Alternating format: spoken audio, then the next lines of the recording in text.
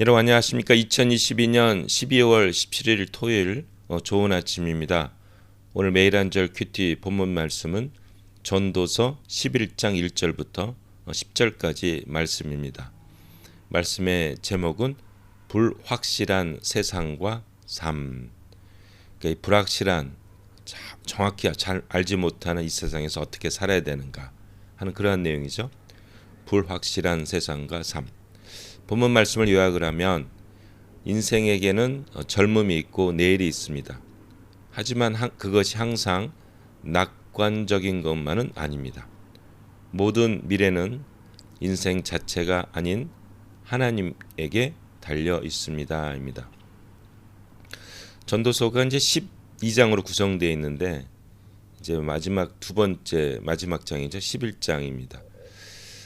전도사가 참 보면 인생을 아주 정확하게 이렇게 잘 묘사하고 지혜를 주는 것 같아요. 오늘 제가 보는 말씀은 3절 말씀인데 11장 1절과 2절 말씀, 그 다음에 8절 말씀입니다. 제가 읽겠습니다.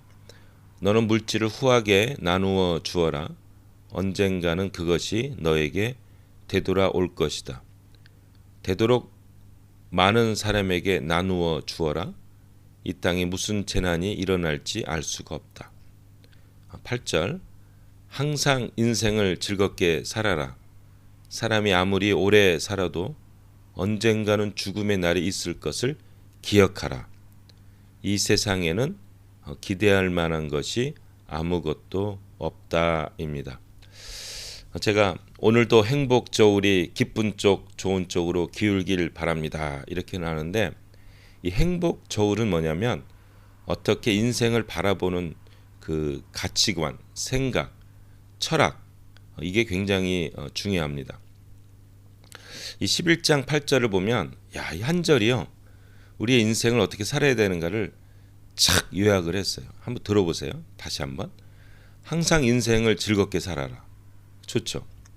그러면서 사람이 아무리 오래 살아도 언젠가는 죽음의 날이 있을 것을 기억하라.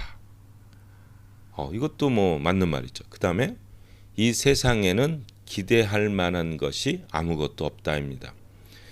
여러분 인생을 뭐 즐겁게 삽니다. 그런데 이 죽음의 날이 있을 것을 기억하면서 사는 사람은 굉장히 없어요. 근데 우리가 언젠가 죽을 거다 이런 거를 기억하면서 살면 이 삶이 방향이 바뀌죠. 근데 여기 또 그러면서 즐겁게 살지만 결국 이 세상에는 기대할 만한 것이 아무것도 없다는 것도 생각을 해라 이런 겁니다. 그럼 어떻게 살아야 되느냐? 11장 1절 2절 물질을 나누는 삶을 살으라는 거예요. 그게 언젠가는 너에게 되돌아올 것이라는 겁니다. 물질을 나누어 주면 되돌아오는 게 뭐냐면 이게 섬기는 삶이죠. 주는 삶이죠. 이게 만족감이 굉장히 많아요.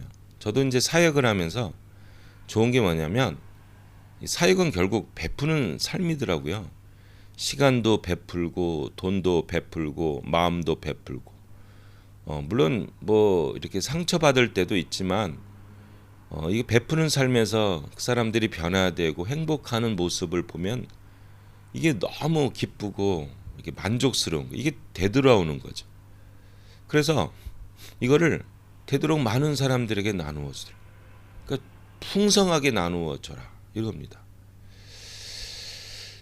이런 말씀 참 이걸 전도서에서 아주 짧게 이렇게 요약을 했어요.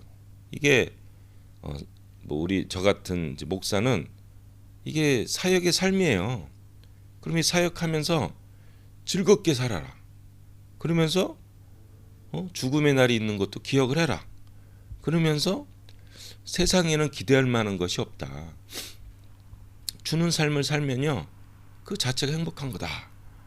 이렇게 얘기합니다. 이게 행복 저울이죠. 기쁜 쪽, 좋은 쪽. 이게 기쁜 쪽, 좋은 쪽으로 가는 거죠. 이 성경에 보면 예레미야서를 읽어보면요, 이스라엘 백성이 이제 바벨론에 이제 포로로 끌려가거든요. 근데 이 예레미야가 오늘 이 전도서 하는 말씀과 같은 거를 그 포로로 끌려간 그 유대인들에게 이걸 편지를 써요. 한번 예레미야서 29장을 한번 읽어보시면 이런 얘기를 해요. 5절부터 제가 한번 읽어드릴게요. 7절까지인데, 너희는 거기서 집을 짓고 살며 텃밭을 만들고 그 열매를 먹어라. 그러니까 그 열심히 행복하게 살아라.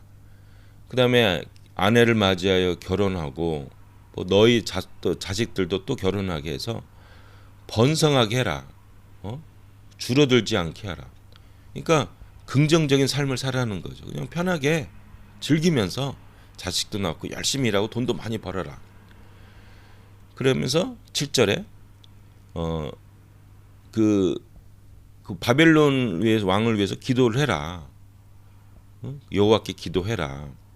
그 성읍이 평안해야지 너희도 평안할 거다. 자, 이 에레미야의 이 공고가 어떤 역할을 했냐면, 유대인들이 그 땅에 가서 정말 열심히 산 거예요. 유대인들 또 장사나 비즈니스 엄청 잘하잖아요. 그 돈을 많이 모았어요. 나중에 70년 후에 예루살렘으로 돌아왔을 때, 유대 땅으로 다시 돌아왔을 때, 여러분 집도 지어야 되고 성전도 지어야 되고 여러 가지 지어야 되잖아요. 그러면 경제가 돈이 있어야 되잖아요. 그 돈이 어디서 납니까? 바로 이 에레미야의 공고를 받은 유대인들이 가서 아주 잘 사는 거예요.